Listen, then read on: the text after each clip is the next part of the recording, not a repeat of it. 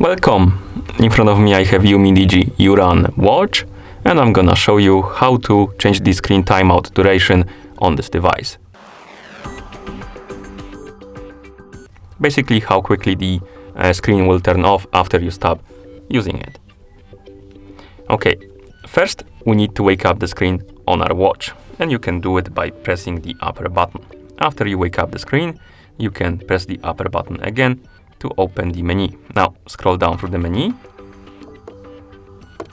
find the settings icon and tap on it to enter the settings. In settings, select the display option, then tap on sleep.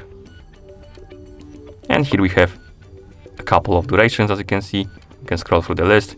We have 5 seconds, 10 seconds, 15 seconds, 20 seconds, 25, 30. Select the duration you like by tapping on it. For example, I'm gonna select 10 seconds. And once you're done, you can press the upper button to go back to watch face. And now my screen should turn off automatically after 10 seconds of an activity. So let's wait. And here we have it. And that's how you change the screen timeout duration on this device. Thank you for watching. If you found this video helpful, please consider subscribing to our channel and leaving a like on the video.